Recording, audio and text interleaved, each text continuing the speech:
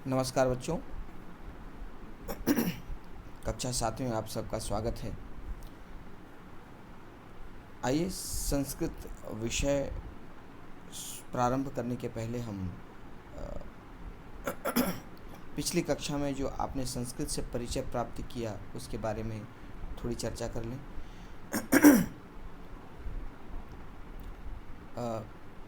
पिछली कक्षा में आपने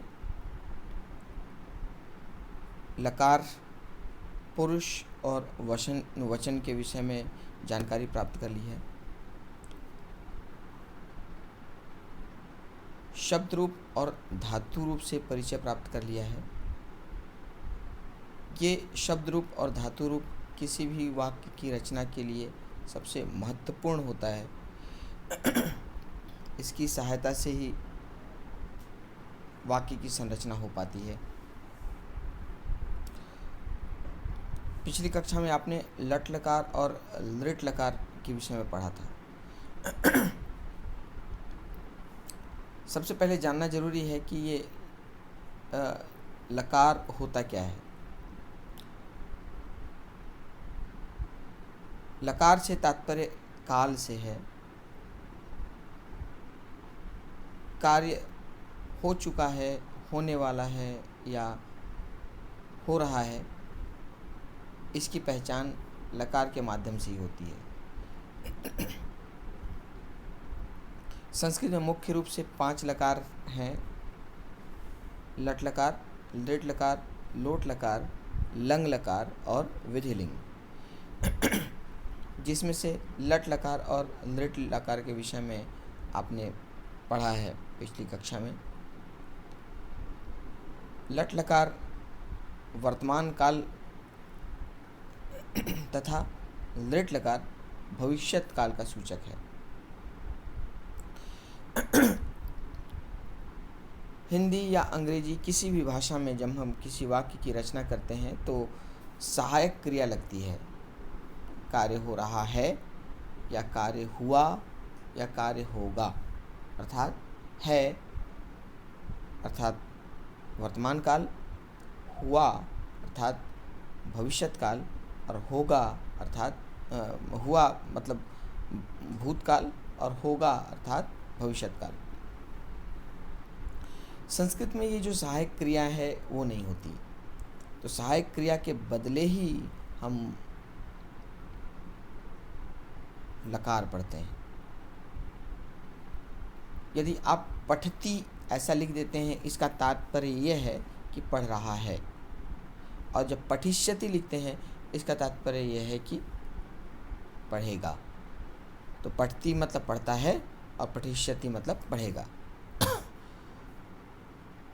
इस प्रकार इसके रूप लट लकार में पठती, पढ़ता, पठंती, पठसी, पढ़ता, पठत, पठामी, पठावा, पठामा ऐसा चलता है। तो शब्द रूप के साथ जब हम लकार लगाते हैं तब वाक्य स्वमेव ही स्पष्ट हो जाता है। जैसे बालक पढ़ता है तो हम कहते हैं बालकः पठति, अर्थात बालक पढ़ता है। जब हम कहते हैं कि बालक पढ़ेगा तो लिखते हैं बालकः पठिष्यति, श्यति लग गया अर्थात लट लकार हो गया। तो आइए इस पाठ में हम लट लकार और लृट लकार की पुनरावृत्ति देखें। जो आपने पिछली कक्षा में पढ़ा है उसको पुनः एक बार स्मरण कर लें कि आपने क्या पढ़ा है।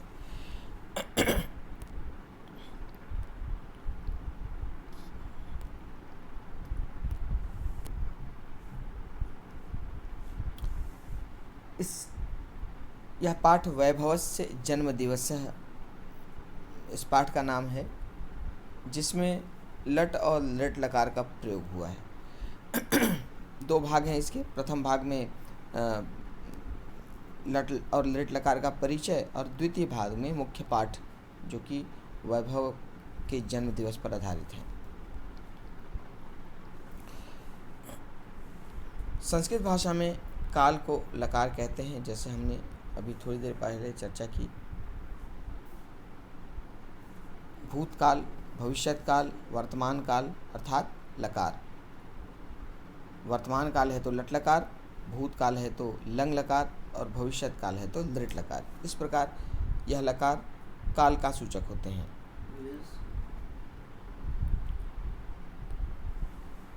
क्रिया का मूल रूप धातु कहलाता है। संस्कृत में क्रिया का जो मूल रूप है उसे धातु कहते हैं। जैसे हिंदी में आप पढ़ना एक क्रिया है जिससे कई रूप बनते हैं। पढ़ेगा, पढ़ता है, पढ़ना चाहिए, पढ़ो, पढ़ा। तो इसके मूल में पढ़ना क्रिया होती है जिसके अलग अलग रूप बनते हैं। उसी प्रकार संस्कृत में जो धातु है वो उसका मूल रूप होता है। जैसे पठ धातु, तो जब हम पठ धातु कहते हैं तो पठ मूल धातु है जिससे कई रूप बनते हैं। पठती, पढ़ता, पठंती, पठसी, पढ़ता, पठत इत्यादि। तो क्रिया का मूल धातु है। धातु के इन्हीं रूपों का प्रयोग लकार में किया जाता है। तो ये धातु जो है उसके ही लकार में प्रयोग होते हैं। जैसे हमने पठ की बात की, इसके अलावा और कई धातु हैं। गम, गम है तो गच्छति, गच्छता, गच्छन्ति हो जाएगा। हस धातु से हस्ती, हस्ता, हसंती। चल धातु से चलती, चलता, चलंती।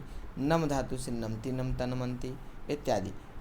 जो अलग अलग धातु हैं उससे उसके रूप बनते हैं लकारों में।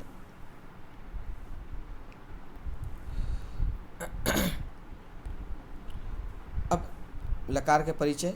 लकार जैसा आप देख सकते हैं, लकार 5 प्रकार के हैं। लट लकार, लृट लकार, लंग लकार, लोट लकार तथा विधिलिंग। लट, लृट, लंग, लोट तथा विधिलिंग, ये 5 प्रकार हैं लकार के। गत कक्षा में आप लट और लृट लकार का प्रयोग सीख चुके हैं। पिछली कक्षा में आपने लट लकार से परिचय प्राप्त किया और इसके प्रयोग को देखा कि किस प्रकार वर्तमान काल के लिए लट लकार का प्रयोग होता है और भविष्यत काल के लिए लट लकार का प्रयोग होता है। आइए इन्हें दोहराएं, इसकी पुनरावृत्ति देखते हैं। इस चार्ट में आप देख सकते हैं लट लकार का चार्ट है। इसमें उसका फॉर्मूला दिया हुआ है। जो रूप है अर्थात धातु के साथ जो रूप लगते हैं लकार में वो दिया हुआ है। आपने जाना है कि पुरुष 3 प्रकार के होते हैं, प्रथम पुरुष, मध्यम पुरुष और उत्तम पुरुष। प्रथम पुरुष अर्थात हम जिसके विषय में बात करते हैं। मध्यम पुरुष हम जिससे बात करते हैं तथा उत्तम पुरुष जो बात कर रहा है अर्थात हम। दूसरे शब्दों में अंग्रेजी में इसे प्रथम पुरुष को थर्ड पर्सन कहते हैं। थर्ड पर्सन के अंतर्गत ही, शी, इट आदि आता है। मध्यम पुरुष में यू और उत्तम पुरुष में आई या वी। ये आप अंग्रेजी में ये 3 पर्सन होते हैं, आपको मालूम है। वैसे ही संस्कृत में भी यही 3 पर्सन है, प्रथम पुरुष, मध्यम पुरुष और उत्तम पुरुष। तो जिसके विषय में बात होती है वो प्रथम पुरुष होता है। अब यहाँ पर देखिए धातु प्लस अति दिया हुआ है, अर्थात धातु के स्थान पे आप धातु लगाइए। जैसे पठ का हम ये प्रयोग करते हैं तो पठ के साथ अति लग जाएगा तो एक वचन हो जाएगा प्रथम पुरुष का, तो बना पठती।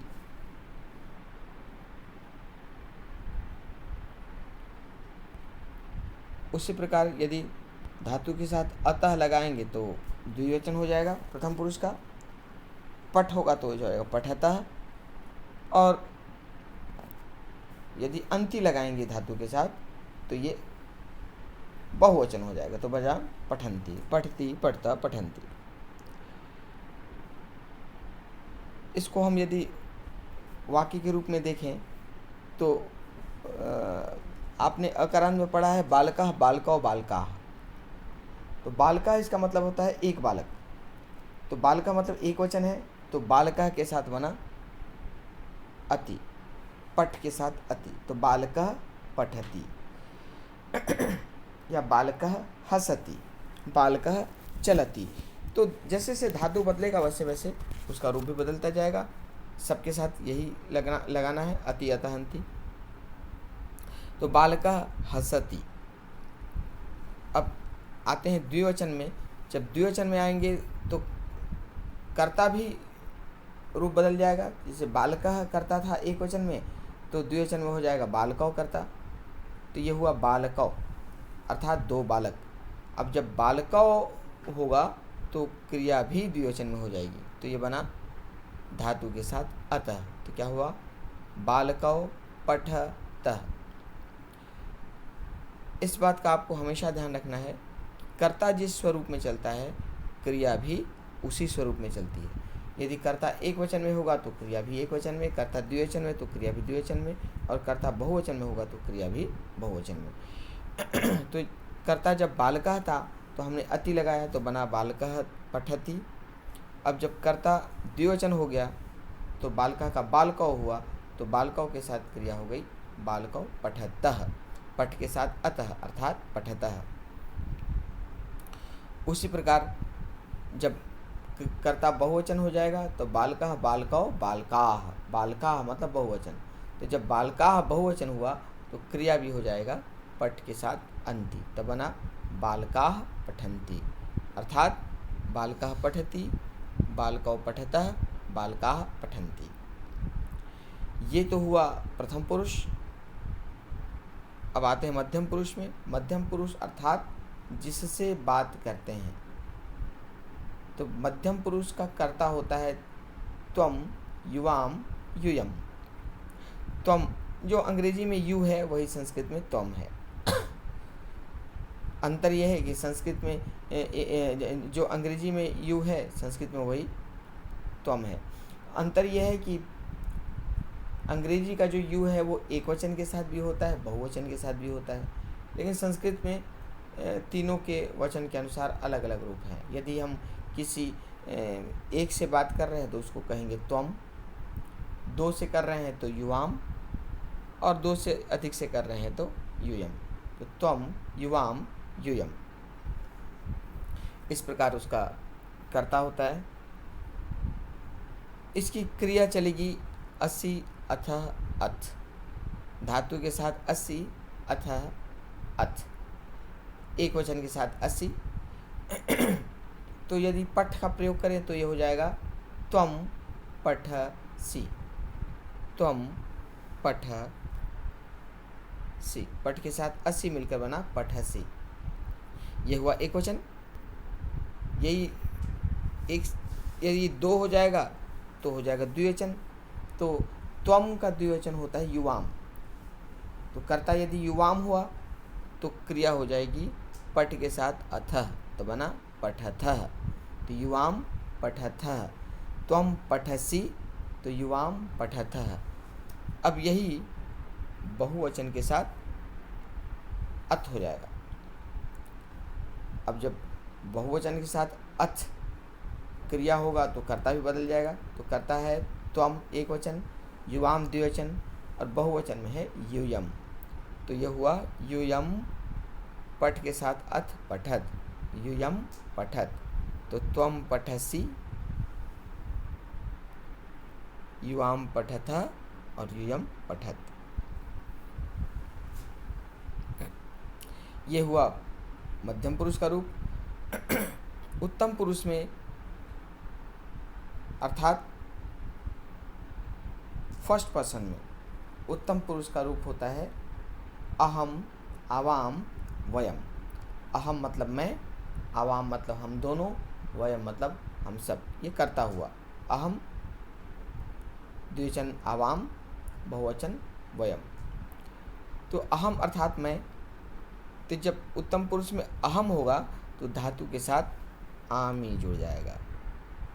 तो धातु के साथ जब आमी जुड़ा तो बना, यदि पठ जोड़ेंगे तो बना पठामी। धातु में जब आवह जुड़ा तो द्विवचन में हो गया, पट के साथ आवह, पठावह। और जब धातु में बहुवचन जुड़ा तो अहम, आवाम, बहुवचन हो गया वयम। तो अहम पठामि, आवाम पठावह, वयम, पट के साथ आमः, पठामः। अहम पठामि, आवाम पठावह, वयम पठामः। तो इस प्रकार जैसे जैसे कर्ता का रूप बदलता है, कर्ता का वचन बदलता है, वैसे वैसे क्रिया का भी वचन बदलने लगता है। तो अहम पठामि, आवाम पठावह, वयम पठामः। तो ये अब प्रथम पुरुष में बालकः पठति, बालकौ पठतः, बालकाः पठन्ति। स्त्रीलिंग में लता पठति, लते पठतः, लताः पठन्ति। या छात्रा पठति, छात्रे पठतः, छात्राः पठन्ति। मध्यम पुरुष चाहे वो पुल्लिंग हो चाहे स्त्रीलिंग हो, एक समान होता है।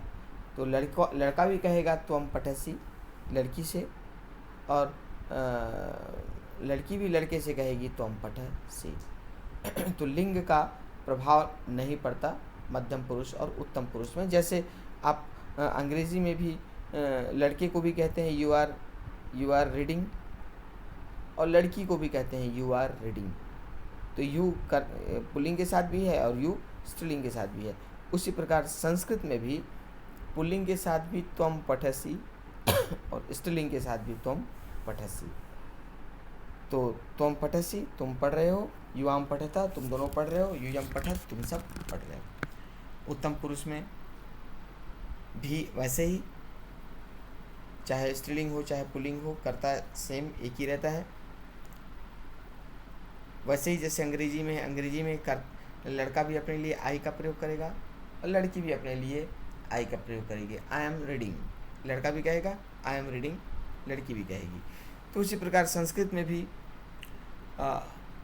अहम के साथ पठामि, आवाम के साथ पठावह और वयम के साथ पठामः, इस प्रकार प्रयोग होता है। अंतर यह है कि प्रथम पुरुष में तीनों लिंगों का अलग अलग प्रयोग होता है। अंग्रेजी में भी ऐसा ही है। अंग्रेजी में भी लड़का के लिए ही का प्रयोग होता है, लड़की के लिए शी का प्रयोग होता है। उसी प्रकार संस्कृत में सह लड़का के लिए और सा लड़की के लिए, बालका लड़का के लिए, बालिका लड़की के लिए। तो ये था लट लकार, जिसके विषय में हमने पुनरावृत्ति की, और आगे हम लृट लकार के विषय में फिर से जानेंगे और इसके पश्चात इस पाठ को आगे बढ़ाएंगे। तो मिलते हैं अगली कक्षा में। आपका दिन शुभ हो।